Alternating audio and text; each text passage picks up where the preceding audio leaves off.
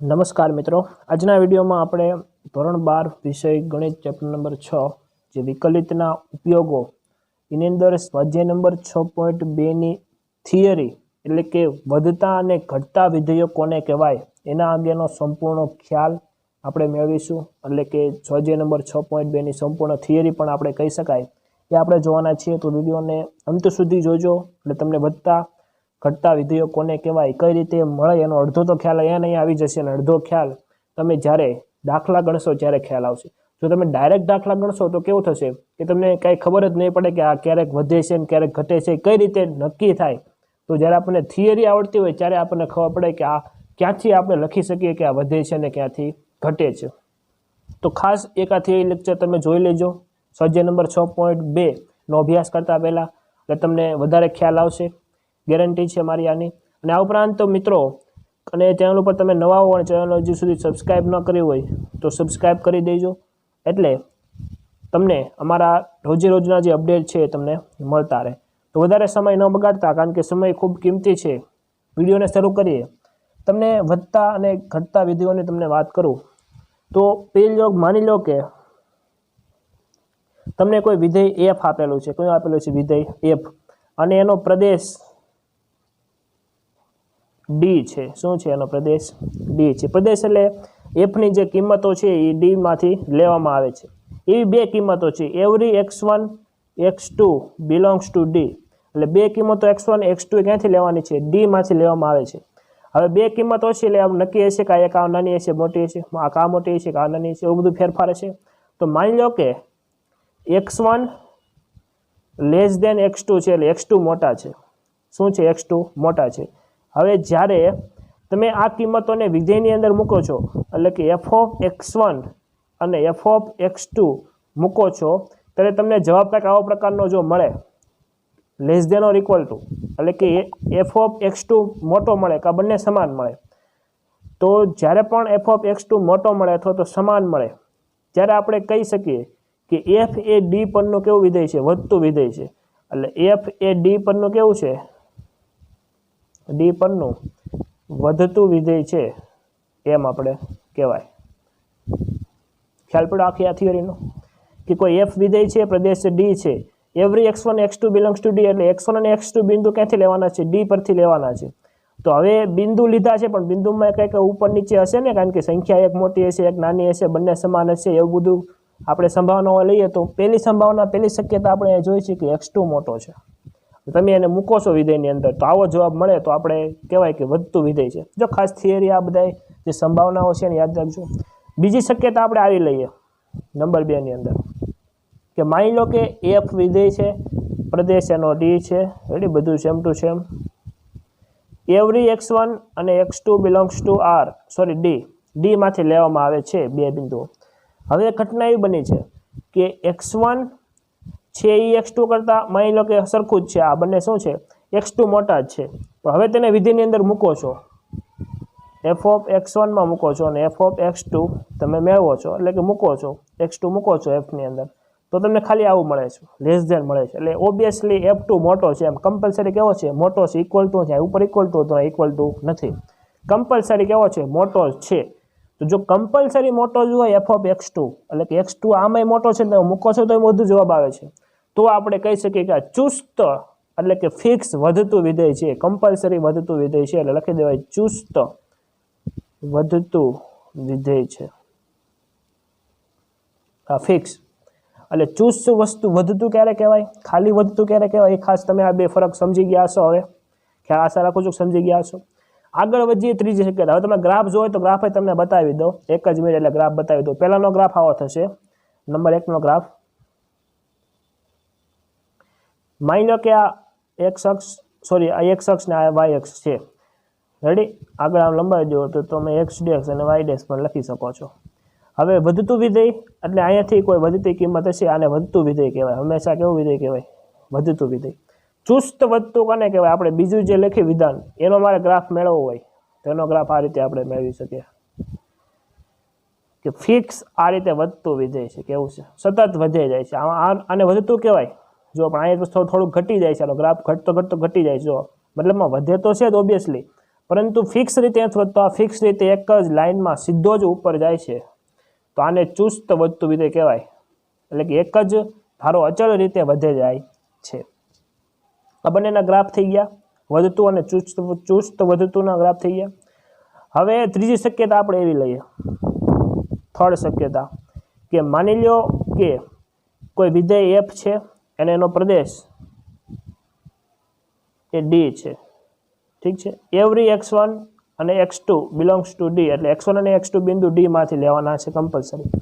હવે જો x1 belongs to x2, એટલે આમાં એવું જ છે, અહીં ઉપર હતું એવું જ કે x2 કેવા છે, મોટા છે. જો x2 મોટા છે ભાઈ.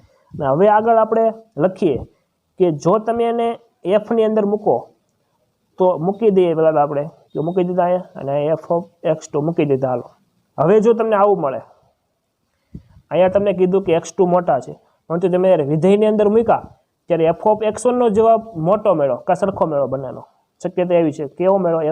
f ઓફ x1 નો જવાબ મોટો મેળો કા સરખો મેળો. તો આને કહેવાય કે આ જે વિધેય છે એ f એ d પરનું ઘટતું વિધેય છે. કેવું વિધેય છે? ઘટતું વિધેય છે. હવે આવી જ શક્યતા આપણે બીજી એક જોઈએ, હમણાં આપણે ઉપર જોઈએ વધતા માટે, ચુસ્ત વધતા માટે. હવે ચુસ્ત ઘટતા માટે શું હોય? તો કે f કોઈ વિધેય છે, એનો પ્રદેશ શું છે? d છે. Every f1 x2 belongs two d, એટલે f1 અને x2 બિંદુ d માંથી લેવાના છે. જો x1 લેસ દેન x2 હોય, એટલે x2 તો મોટા હોય, પરંતુ જ્યારે એને વિધેયની અંદર મૂકવામાં આવે, એટલે f ઓફ x1 ને f ઓફ x2 મૂકવામાં આવે, ત્યારે ઓબ્વિયસલી જો f ઓફ x1 મોટો થતો હોય, એટલે કે ગ્રેટર ધેન થતો હોય, f of x1 greater than f of x2 થતું હોય, તો આપણે કહી શકીએ કે અહીંયા ચુસ્ત વધતું વિધેય છે, ચુસ્ત ઘટતું વિધેય છે. ચુસ્ત કેવું છે? ઘટતું વિધેય હશે એવું આપણે કહી શકીએ. હવે ગ્રાફ આપણે જોઈએ, જે રીતે ઉપરના બંનેના ગ્રાફ જોઈએ આપણે, આ બે ગ્રાફ. હવે સેમ ટુ સેમ નીચેના પણ આપણે ગ્રાફ જોઈએ કે શું થાય છે. તો જોતા રહીજો ગ્રાફ. પહેલા માટે આપણે ત્રીજા માટે ગ્રાફ દોરીએ છીએ, ઘટતા વિધેય માટેનો ગ્રાફ. તો અહીંયાથી ઘટતો હોય કોઈ ગ્રાફ, કેવો થતો હોય? ઘટતો હોય આ રીતે. આ ઘટતા વિધેયનો ગ્રાફ છે. રેડી? આ x ડેશ, આ x, આ y અને આ y ડેશ.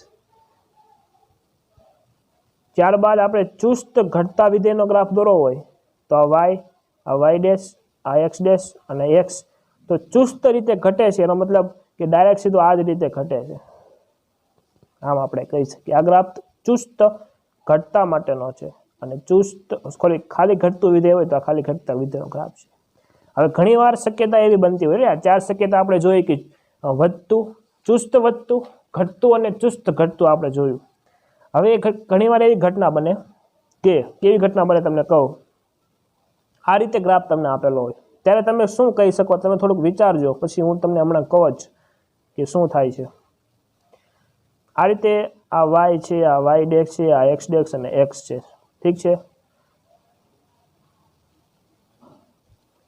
આવી રીતે આપેલું હોય તો મિત્રો તમે આના વિશે શું કહી શકો? તો આના વિશે આપણે એવું કહેવાય કે અહીંયા પહેલાં વધે છે, પછી નીચે ઘટતો ઘટી જાય છે, ઠેઠ નીચે લગી અહીંયા લગી હાવ મેક્સિમમ ઘટી જાય છે, પાછો વધે જાય છે, વધતો જાય છે. તો આને કહી શકાય કે ન વધતું ન ઘટતું, ન વધતું ન ઘટતું પ્રકારનો વિધેય છે. કેવું છે? ન વધતું ન ઘટતું પ્રકારનો આ વિધેય છે, એમ આપણે કહી શકીએ. હવે તમને એવું પૂછવું હોય કે આ અંતરાલમાં વધતું અને આ અંતરાલમાં ઘટતું છે કે નહીં, એમ જણાવો. તો એના માટેનો પ્રમેય આવે છે. એક પ્રમેય આપણે જોઈએ કે શું છે. તો અંતરાલમાં વધતું કે ઘટતું વિધેય આપણે જોવાનું છે. કોઈ ફિક્સ અંતરાલ તમને આપેલો હોય, એટલો ગેપ આપેલો હોય કે આની વચ્ચે શું થાય છે, વધે છે ઘટે છે, એવું તમને જ્યારે દાખલાની અંદર માંગ્યું હોય, ત્યારે આ પ્રમેય ખાસ તમારા માટે ઉપયોગમાં આવશે. આ પ્રમેય છે, રેડી? થિયરમ છે પ્રમેય. તો ધારો લો કે કોઈ એક વિધેય તમને આપેલું છે, f વિધેય છે, તો ધારી લીધું એ સંવૃત્ત અંતરાલ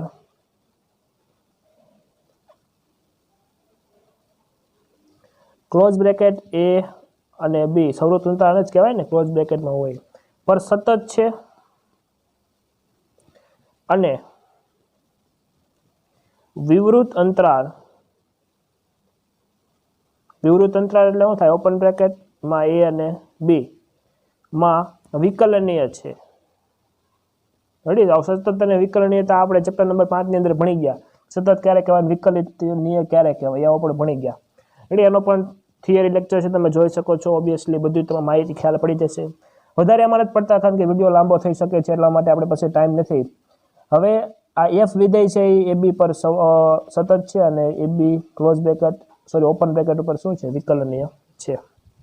પેલી શક્યતા આપણે આવી થાય કે જો પ્રત્યેક એક્સ બિલોંગ્સ ટુ એ બી પર, એટલે એક્સ બિલોંગ્સ ટુ ક્લોઝ બ્રેકેટની અંદર એ બી, એટલે એક્સ બિંદુ એ અને બી વચ્ચે આવેલું છે, માટે તમે જો એફ ડેશ ઓફ એક્સ મેળવતા હોય, એટલે તમે વિધેય આપેલું છે એફ શું વિકલન કરો છો, એમાં એફ ઓફ એક્સ મૂકો છો, એટલે એક્સની કિંમત મૂકો છો, 0 કરતાં જો મોટી આવે તો આપણે કહી શકીએ કે F A close bracket a બી પર ચુસ્ત વધતું વિધેય છે. ચુસ્ત વધતું વિધેય છે. જોયો? હવે તમે ખ્યાલ તમને આસાન ભાષામાં સમજાવું તો કે એ અને બી પર કેવું છે, ચુસ્ત વધતું વિધેય છે. પણ ક્યારે કોઈ આ બે વચ્ચેની કિંમત કોઈ એક્સ છે એ તમે એફ ડેક્સ એક્સમાં મૂકો છો, વિકલન કરો છો અને પછી 0 કરતાં મોટો જવાબ આવે ત્યારે આવું શક્ય બને છે. બીજું જોઈએ શક્યતા કે પ્રત્યેક x belongs to open bracket a b માટે જો એફ ડેશ ઓફ એક્સ એ 0 મળે, 0 કરતાં કેવો મળે, નાનો મળે, તો આપણે કહી શકીએ કે F A close bracket a બી પર કેવું વિધેય છે, ચુસ્ત ઘટતું વિધેય છે. ચુસ્ત ઘટતું વિધેય છે એમ આપણે કહી શકીએ. અને થોડોક આગળ આપણે હજી એક શક્યતા, છેલ્લી શક્યતા લઈએ કે જ્યારે પ્રત્યેક x belongs to open bracket a b માટે f dash of x is equal to 0 મળે, કાં તો પહેલાં શક્યતા હું 0 કરતાં મોટું, 0 કરતાં નાનું તો ઘટતું, અને જો 0 મળી જાય તો શું થાય, તો આપણે કહી શકીએ કે એફ એ બી અંતરાલ પર માં અચળ વિધેય છે. કેવું છે? અચળ વિધેય કોને કહેવાય? વિધેયની અંદર કોઈ ફેરફાર ન થતો હોય, એનો ગ્રાફ કેવો રહેતો હોય, સીધો અચળ રહેતો હોય. આવા પ્રકારનો જેનો ગ્રાફ રહેતો હોય, રેડી, આ એક્સ છે અને આ વાય છે, તો આવા પ્રકારનો જે અચળ ગ્રાફ રહેતો હોય, જે સીધો જ છે અથવા તો ઊભો, આ રીતે પણ અચળ દર્શાવી શકાય. તો આવા ગ્રાફને કેવા ગ્રાફ કહેવાય છે?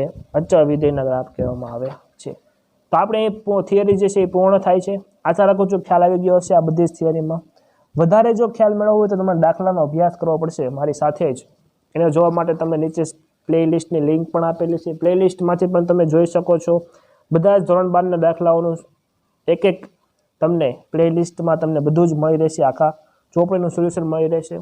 તો એને જોવા માટે ખાસ ભૂલાય નહીં, અને ખાસ અમારી ટેલિગ્રામ ચેનલમાં તમે જોડાઓ, જેનાથી તમને ઘણો ખરો ફાયદો થશે. એજ્યુકેશનને લગતી તમામ અપડેટ મળતી રહેશે. આ ઉપરાંત તમને IMP paper set, books, material રોજ એની અંદર તમને અપડેટ આપવામાં આવે છે અમારી ચેનલ દ્વારા, તો એને તમે ફોલો કરો. આ ઉપરાંત તમે ભવિષ્યમાં પણ આગળ અભ્યાસ કરશો તો પણ તમને એની અંદર માહિતીના વિશે મળતી રહેશે. તમે પણ તમારા પ્રશ્ન પૂછી શકો છો. જ્યાં સુધી અમારી મદદ થતી હશે ત્યાં સુધી અમે મદદ તમને ચોક્કસ કરીશું. અને ખાસ આ ચેનલને તમારા મિત્રો સુધી પણ શેર કરો અને એને પણ જાણ કરો કે ચેનલને સબસ્ક્રાઈબ કરવાનું ભૂલાય નહીં. મિત્રો, ફરી મળીશું. ત્યાં સુધી જય હિન્દ, જય ભારત.